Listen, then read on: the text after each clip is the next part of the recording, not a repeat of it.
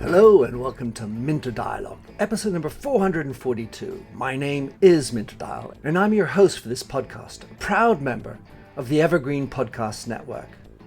For more information or to check out other shows on the network, please visit evergreenpodcasts.com. I'd also like to give a shout out and thanks for putting up a 5-star review of the show to Storywork, who put up his review on Apple Podcasts.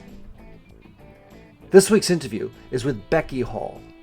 Becky is a systemic executive coach, facilitator, speaker, and now author of the new book, The Art of Enough: 7 Ways to Build a Balanced Life and a Flourishing World. In this conversation with Becky, we discuss why and how to broker a life that is enough, bearing down on the biggest challenges of our age, finding the path between excess and scarcity, why you should start a no journal, and much more. You'll find all the show notes on minterdial.com. Please do consider dropping your rating and review, and don't forget to subscribe to catch all the future episodes. Now for the show with Becky. Becky Hall, how lovely to have you on my show. I spotted you in my thread on LinkedIn. I saw you had this new book, The Art of Enough. I pounced on you, and you were kind enough to come on my show. In your own words, Becky, how would you like to describe who you are? Well, hey, Minter, and I'm delighted to be on your podcast. Thank you for inviting me. So I'm Becky Hall. I am a coach and facilitator. So I work with people usually in leadership positions across different sectors, and I've been doing that for about 20 years. And I sometimes work with teams too. And I've just written a book, so I can also now say I'm an author, which is a lovely thing to be able to say. Yeah. Yeah, so The Art of Enough, 7 Ways to Build a Balanced Life and a Flourishing World. Tell us your relationship with the word enough. When did it sort of become a beacon for Becky Hall? Great question. So about 7 years ago, actually, I began to notice a pattern in my work, which was that a lot of the people that I coach were struggling with something that aligned with imposter syndrome, some version of feeling like they weren't enough, despite their incredible success and outward appearance of being really amazing. Internally, there was a sense that they weren't enough of whatever it was, whether it's not clever enough or not up to the task or whatever. So there was a sort of theme that I noticed that lots of people were struggling with their inner confidence, essentially. And then on the other end of that spectrum, I was working a lot with people who are just swamped with too much to do. So I guess it's part of the territory when you become a leader that you often have a lot of volume and a lot of complexity in your work. But this was sort of felt a bit off the scale, and that it seemed to me that all the sort of resilience theme and well-being stuff was coming into prominence, and I was working a lot in that space with people who were just struggling to find boundaries. So this balance between not enough and too much was very apparent to me in my work. And then, of course, we're in a time of climate crisis. So I was thinking, well, what are these big patterns where we seem to feel that we're not enough, we seem to have too much to do, so we can't do enough. And then in the world, we're all crazily over-consuming, and it's as though we can't sort of lose our addiction to having more. And I got really curious about what the theme was. And for me, the theme is enough, our relationship with what is enough, and how we can stop. Funnily enough, as I was speaking or listening to you, I was thinking about the climate change and are we actually doing enough?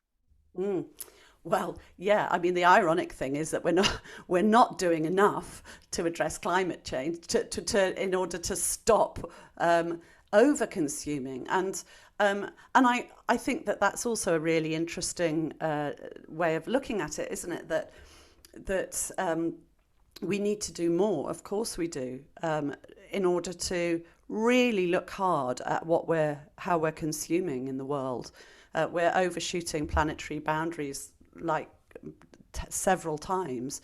And what is it in our psychology or in our culture that makes that such a complicated or difficult thing to do? It seems so glaringly obvious in one way, and yet we're struggling to do it. So in your book, you counterpoint, or you put enough in between two poles, is the way I see it. One is excess, too much on one side, doing too many things. And the other side is scarcity, too little. And I feel like both of those are also parts of the challenge. So if I explain it differently, some people are overwhelmed, doing too much. Maybe they don't feel that they are enough. But I also see people who don't have passion, don't have that joie de vivre. They don't have enough of that. And I wonder to what extent there is maybe a population where you see it's more one side or the other. For you, having studied this, how would you react to that? Yeah, I think that we're all constantly balancing between these two states. And as I heard what you just said, I agree with this sense that often what pushes us to a state of excess is a sense that we lack something. So it's all in this sort of mindset of scarcity, where we lack something, we're not good enough ourselves, so we try and overcompensate and get to these positions of excess. So rather than seeing there are some people who are drawn towards excess or some people who are drawn towards scarcity, I think that actually it's an internal balancing point for each of us. And the reason that I used the image of a set of scales with two things at the end is because it takes us away from a binary where you are either enough or you're not enough, which I think in our world we're very drawn towards binary propositions. And actually what I'm suggesting is that enough is a state in the middle of excess and scarcity from which we can flourish. So when we begin to really attend to a state of enough, where we're able to feel that who we are is enough, and we're able to put good boundaries in place so that what we do is enough, that is the point where we find flow and we find ease, from which we can, of course, then engage with our real passion and our joie de vivre, as you call it. So it's a sort of it's almost a prerequisite position where once you get into the state of enough, that's the point from which you can really look at what it is you most want to do with your life and how you want to live a fruitful life and make the differences you want to make, because you're not sort of absorbed with or distracted by feeling that you're not enough, or just swamped with overcommitments or a lack of boundaries, or a sense that you can't quite ever have time of your own. So I struggle with this concept of balance. I wonder if balance is even possible. Yeah, the way I see balance is not as a sort of static state. It's a sort of dynamic state. So the image I like is if you try standing on one leg, you're constantly adjusting that. It's a state where you're constantly having to be in awareness and making small little adjustments. So I don't think balance is an endpoint in itself, but I think it's a state from which you can begin to make more choices. But it takes intention, I think, and it takes constant work. So, when we have this idea of living a balanced life, in inverted commas, I mean, that will constantly change according to how we are in each season of our lives, So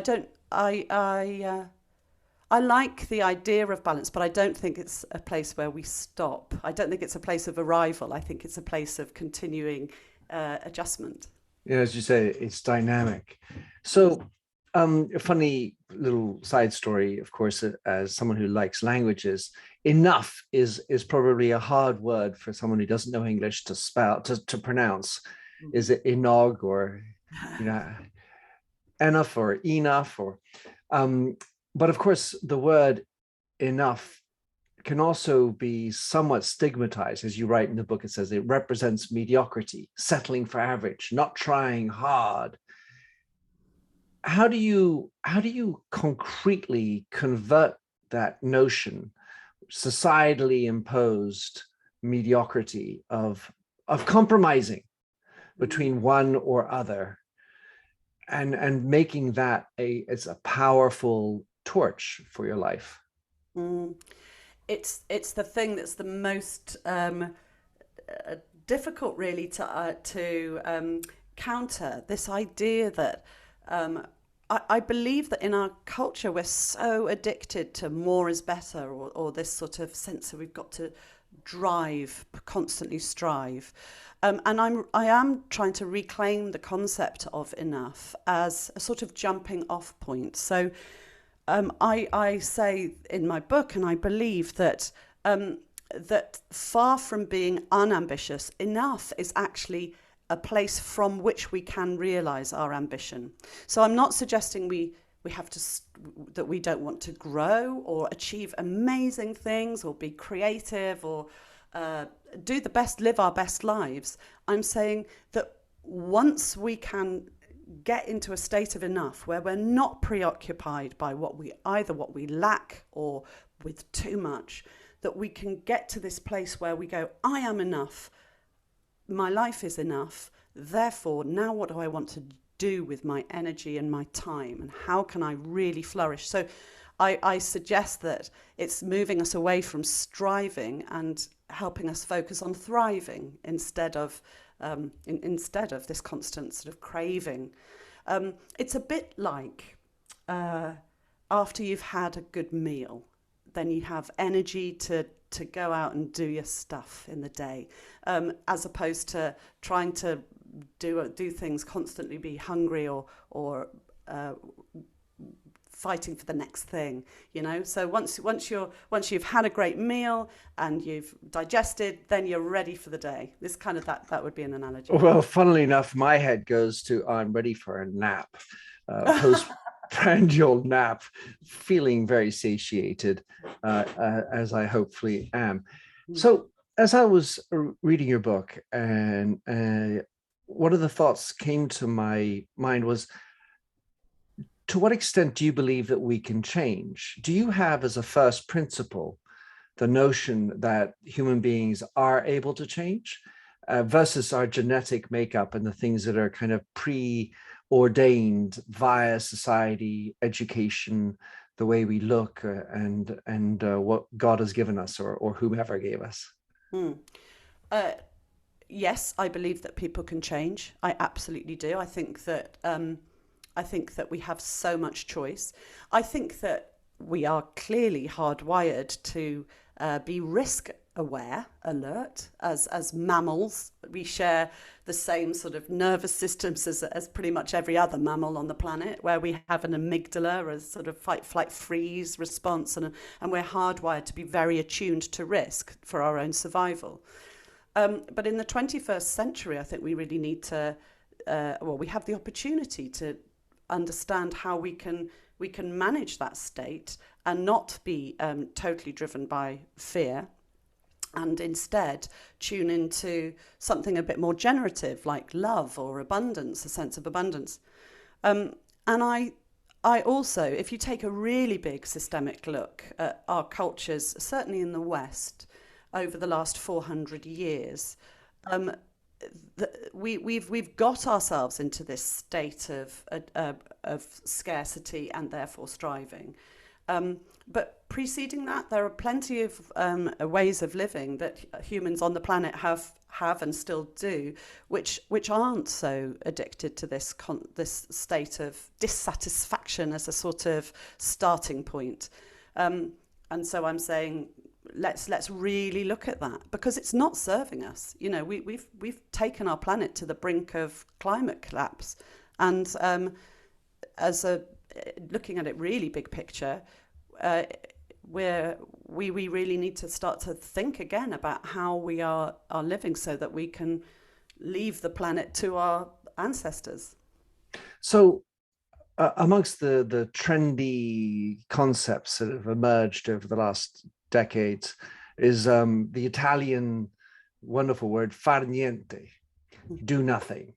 And I am not an ADHD, at least certainly never been diagnosed one, but a kind of living my life is as actively and hyper as I have been. I've always looked at far niente as a sort of, whoa, oh, that's way over there. Not able to or not willing to make the change to go over there because probably I have a belief system that says, well, if I stop doing anything, my motion and emotions will just shrivel up, and I won't be aware of how to move back. So one of your art number one, the 7 arts, number one starts with mindset. And naturally, I'm a big proponent of looking at mindset, and I love looking at the idea of changing minds. However, if you were to start with mindset, what happens if you get the wrong mindset in the first place? It kind of, everything goes wonky as a result of that. So give us an idea, maybe some of the practical tips that you have with regard to setting the right mindset. How do you concretely get it all on track? Well, I mean, as you say, there are loads of practices, and I think that one of the things, when you want to try and change your mindset, is to understand this process where the first thing to do is notice what your mindset is, or notice what you're thinking. Then, once you've got really good at noticing, you can reflect on that. So you notice, you reflect, then you make a choice and reset. So it's a 4-stage process. But of course, you have to know what sort of mindset you want and what sort of mindset you have. So listening to the voices in your head, listening to the narrative that you use, stories that you tell yourself, assumptions that you're making, etc. And then saying, right, are they serving me? Are they the ones that will help me get to where I want to get to in life, or help me to live the life I want to lead?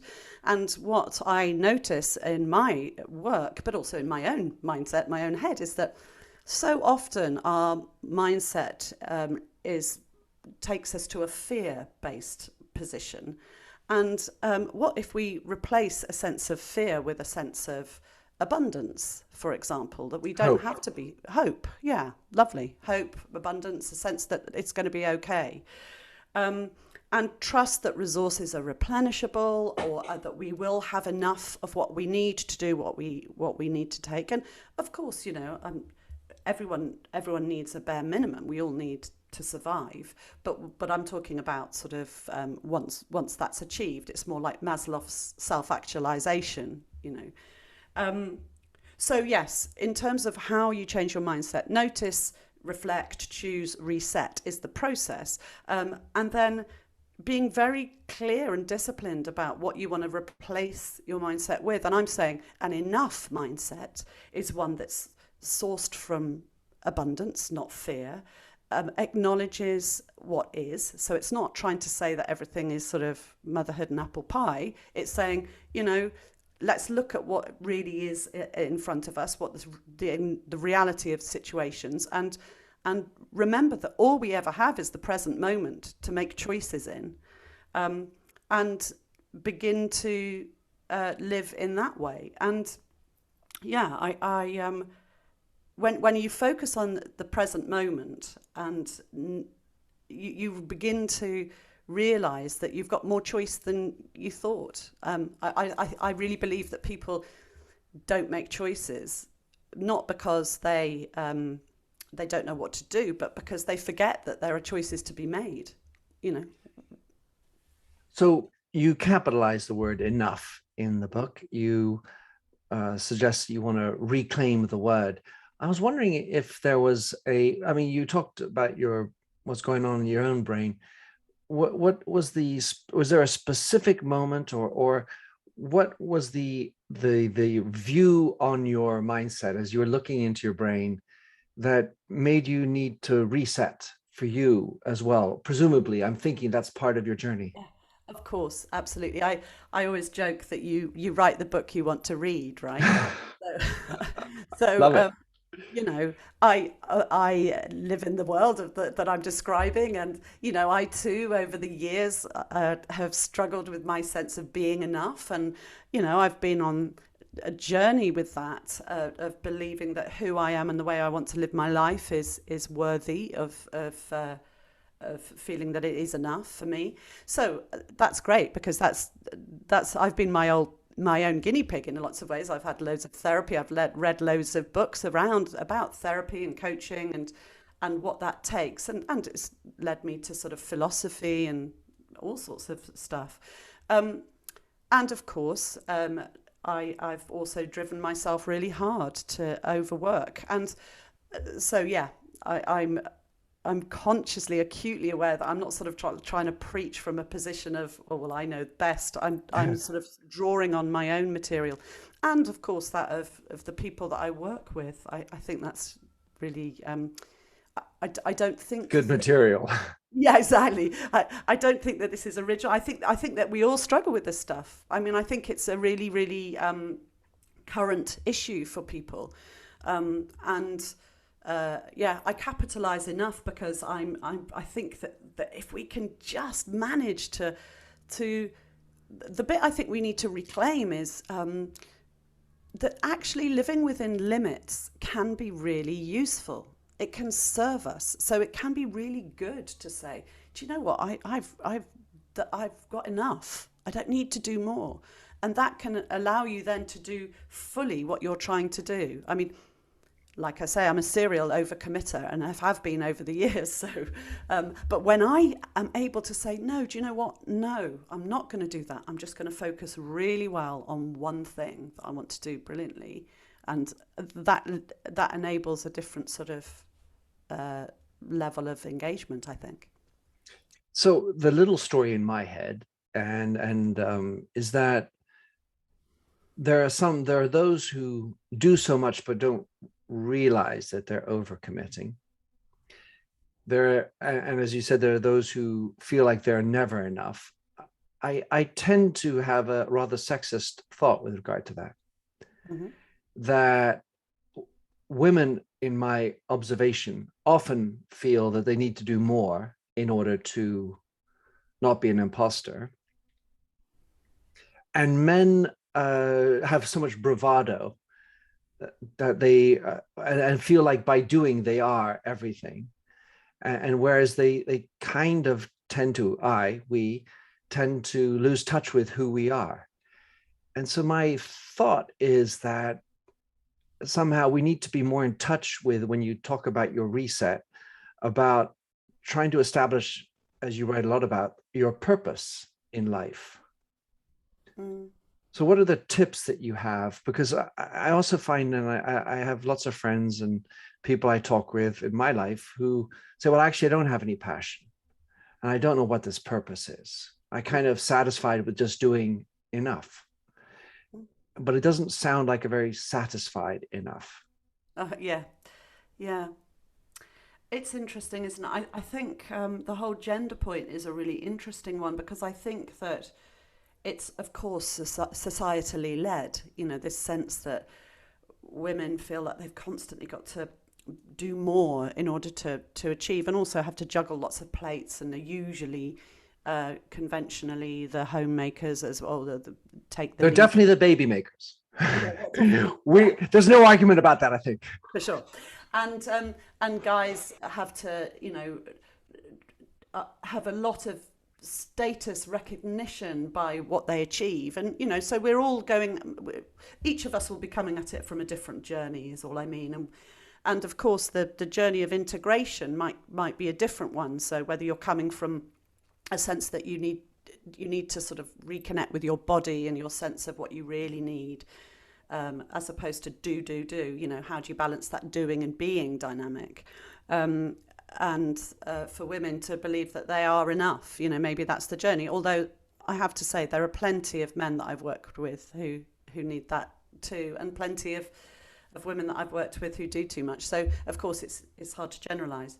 But to your point about purpose, it's a really interesting one that you raise, because you're saying that some people just don't seem to have a sense of purpose, or don't have that drive or that sense of clarity around it, or any passions. They're nothing that, yes, they listen to music, and yes, they'll watch a series or whatever, and have emotions, but it's not the sort of get out of bed and freaking, try, I can't wait to do this again, oh my God feeling. Yeah. And maybe that's just because people are different. But I the way I describe purpose or think about purpose is I come at it via your sense of values. What is most important to you? And once you've got a clarity around what your values are, what do you most believe in? If you had to choose sort of 5 words of things that you really believe to be core to who you are, that can help you to identify, therefore, what you're prepared to do in the world, or what you want to do in the world. And it might be that for some people, what they want to do in the world is live a quiet life and have a sense of ease and flow. And that for some is others. And what I'm hearing from you is that what you want is a sense of a purpose and direction and achievement. And that's great too for you, but it'll be aligned with your values. And I think the key is to have a sense of integration and a sense of, just awareness, actually. Once you get aware of what matters most to you, then you can sort of help focus your life so that what you're doing is what you want to be doing, and is the contribution you're making to the world is one that really matters to you. And usually when you get really into understanding that or thinking about that stuff, it's often the case that it's not just an internal process. It's not just, this is what I want for me. People I know who really connect to their purpose, it's often about, and this is what I want to do for others, or want to do in the world, or how I get my sense of meaning. And all the research is into psychology is that actually we kind of we feel much more fulfilled and passionate when we are serving our purpose, because it's a connector with us and the world. So your comments make me think of a couple of previous podcasts, one with Dory Clark, who has just written a book called The Long Game, and she talks about optimizing for interesting as opposed to for purpose, because if you don't have purpose or passion, well, at least optimize for interesting. And I thought that was a really good eye-opening take. And then your comment about values is interesting, because another guest, a guy called Brant Menswar, who wrote the book Black Sheep, talks about the non-negotiable values. And starting from there, and then to your word, integrating them into everything is a really good point, because I have generally sort of led with purpose and then checked my purpose with my values and made sure that they correspond, as opposed to starting with my values and then creating a purpose. So it's lovely to have a toolbox as you look at it. And when you mentioned this idea that we can exist for others and doing things for our community, or I wanted you to tie that up with this notion of being inside out, because I use the term inside out in my last book, but in a different way. And so if you could talk about how the art of enough needs to be inside out. I thinking the out being the rest of the world in my thoughts. Yeah.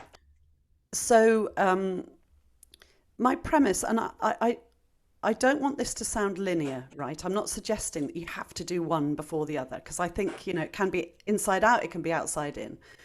But my premise is that when we believe that we are enough, internal, we do the internal work. So we believe that who we are in the world is enough. And when we then get clear about what it is we want to do, and what we can therefore say no to, so we do enough, then we can start to make our best contribution and connect with having enough. So this sort of be, do, have thing. And that is the biggest challenge in the world right now, is how we're going to manage to live with the climate crisis, in my opinion. I mean, there are loads of big challenges, of course, and equality, etc., is equally important. But actually, in terms of connecting with a purpose, which is really important in terms of survival for the planet, having enough is pretty out there. And so it's really about energy, actually, that because we feel that we are enough and we've got clarity about doing enough, we are able to then connect with the challenges that face the universe and that face the planet, not the universe, and connect with others to do that. And, I'm not suggesting that we all have to focus all our attention on, becoming eco-warriors. We'll each have to find our way with it. But we certainly do need to think hard about how we're living on the planet and over-consuming stuff. Well, and then there's other things like debt and inflation worries on top of that. So the art of enough, and we've talked a lot about enough. I would love for you, and you talk about it in your book, this notion of the art. And my let's say layup is it not about the art of saying no?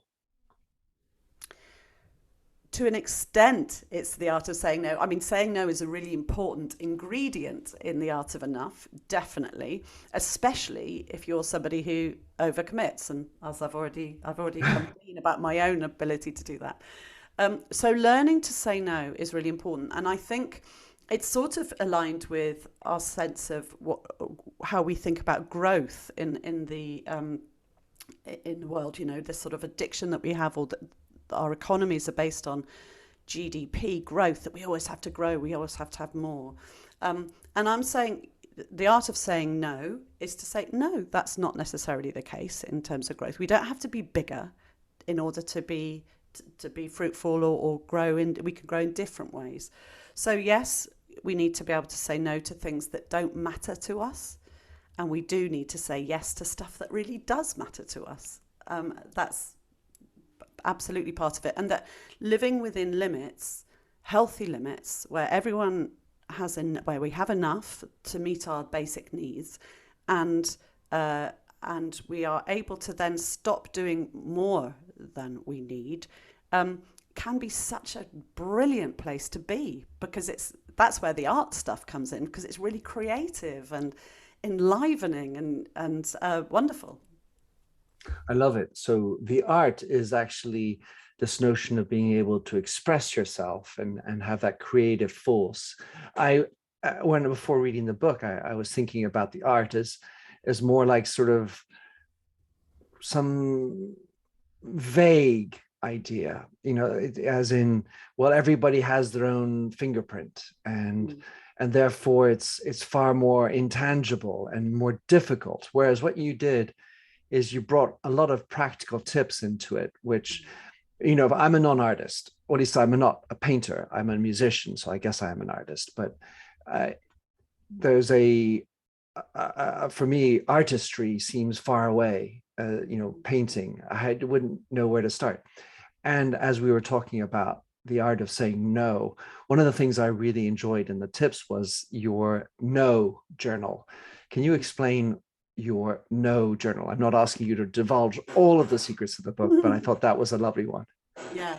Well, the no journal is about just really appreciating how great it is to say no to things. So the no journal is when you write down what you've said no to.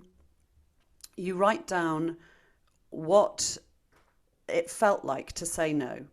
And that's important, because often we don't say no because we are keen to please other people. So there can be some discomfort in saying no, and writing that down, and it helps you to learn to sort of tolerate it, or sort of understand. Relativize, yeah. Yeah, quite. And then you write down what saying no enabled you to be able to do. So what was the impact of saying no on you? What did it release you to do? So that you're beginning to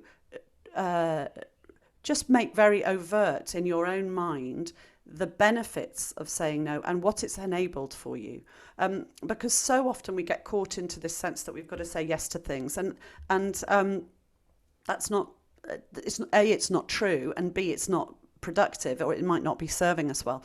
So the no journal is a process which enables you to reflect on how you said no, what happened in the moment, and what it released you then to do.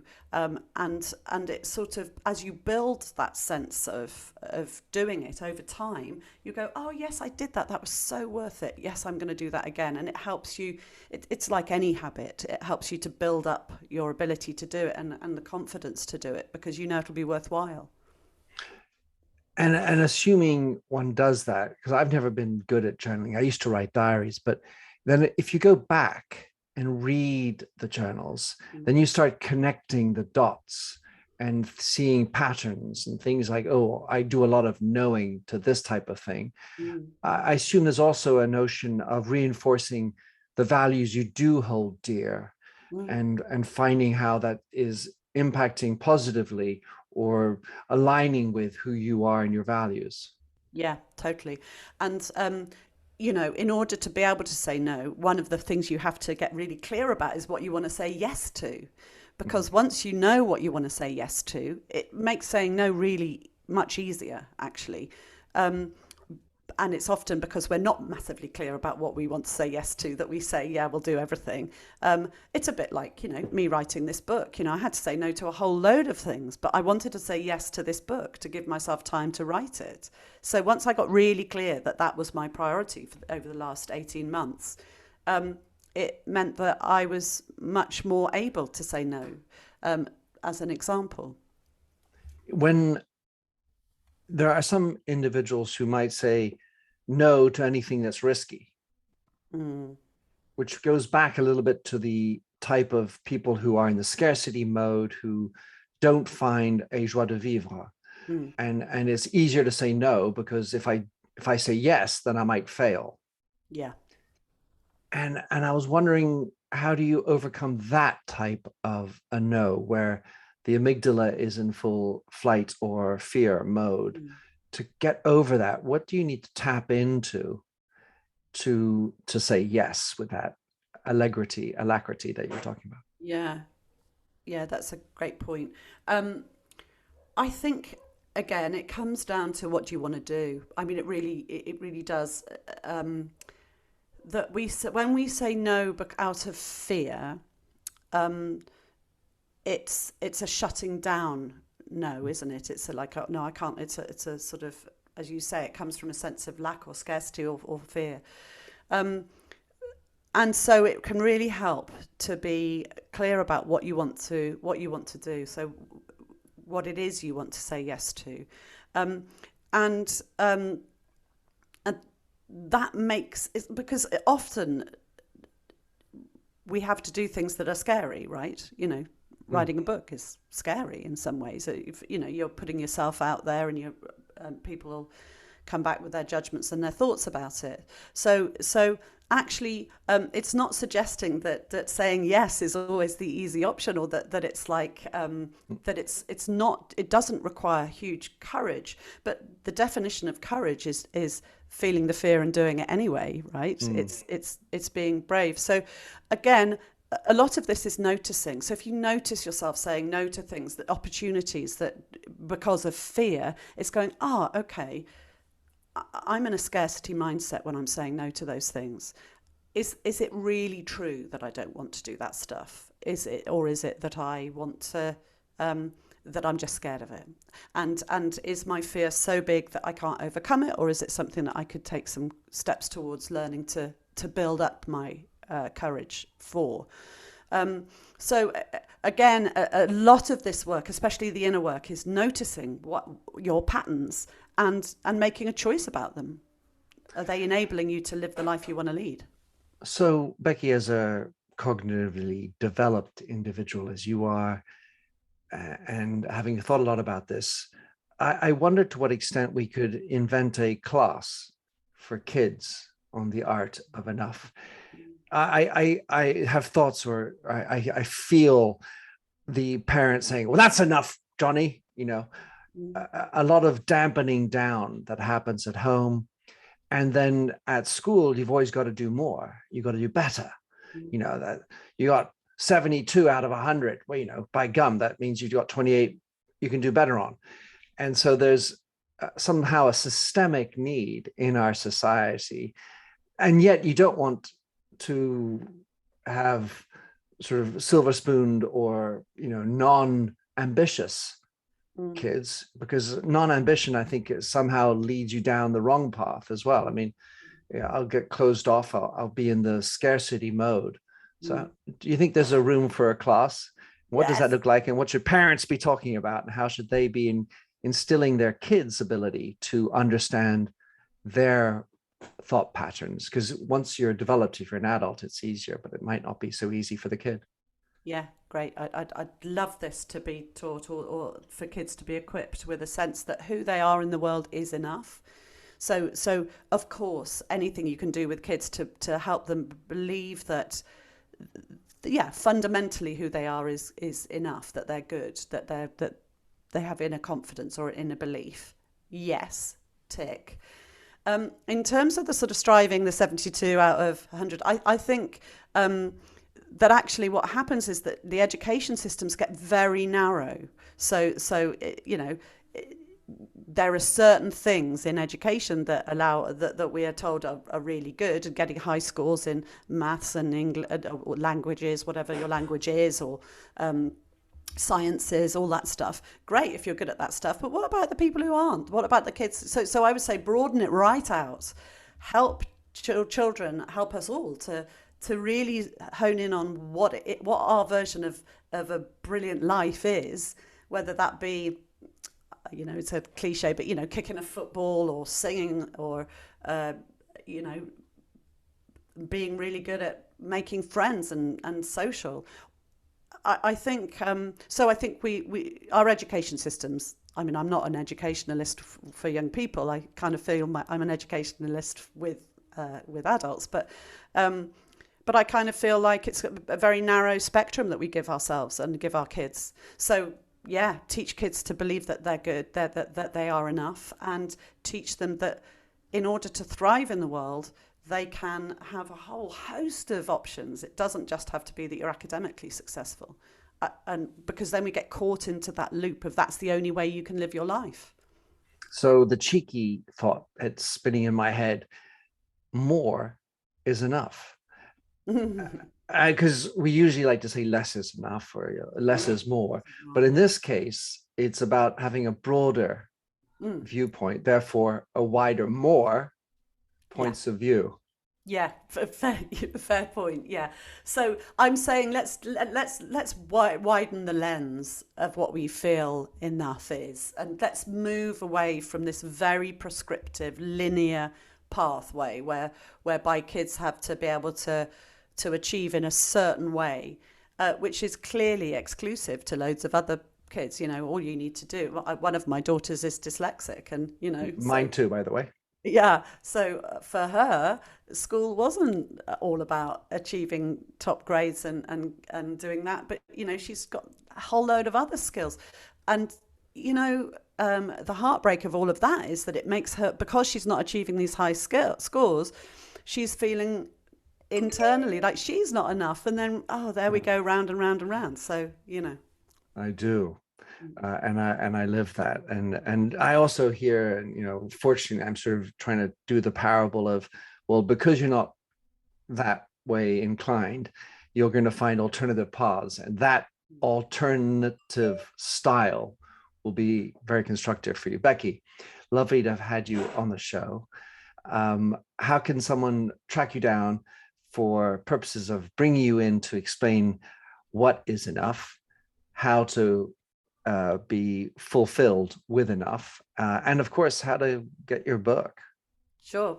Well, theartofenough.co.uk will take you to my website. My website is actually under the name of my company, which is called Presence.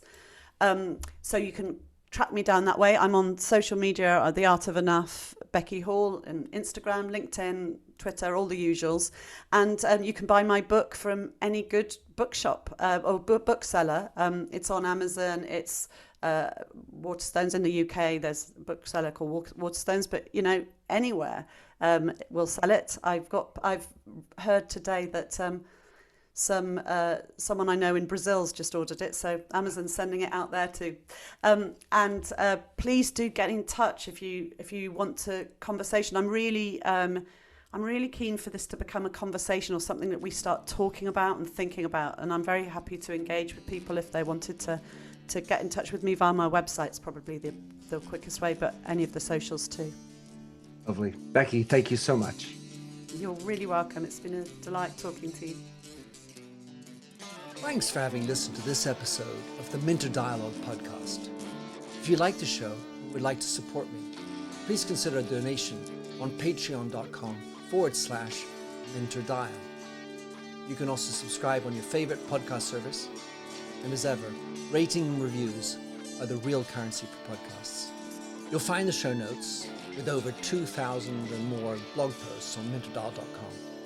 Check out my documentary film and 4 books, including my last one, You Lead, How Being Yourself Makes You a Better Leader. And to finish, here's a song I wrote with Stephanie Singer, A Convinced Man.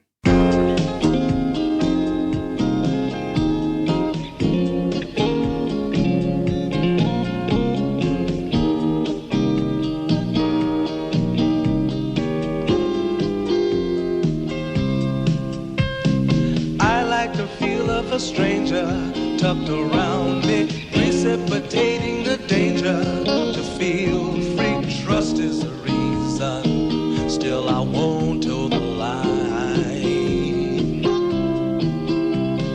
I sit here passively, hope for your respect, anticipating the thrill of your intellect. Maybe I tell myself there's no use in me lying. I'm a convinced man, building an urge. I'm a convinced man, to live and die submerged. A convinced man, in the arms of a woman. I'm a convinced man, challenge my fate. I'm a convinced man, competition's innate. A convinced man, in the arms of a woman. Despise revenges and struggle with deceit. Live for the challenge so life's not incomplete. What's wrong with challenge? I know soon we all die. I like the feel of a stranger tucked around me, precipitating the danger to feel free. Trust in my reason and let me show you why. I'm a convinced man, practicing my lines. I'm a convinced man, here in these confines. A convinced man, in the arms of a woman. I'm a convinced man, put to the test. I'm a convinced man, I'm ready for an arrest. I'm a convinced man, in the arms of a woman.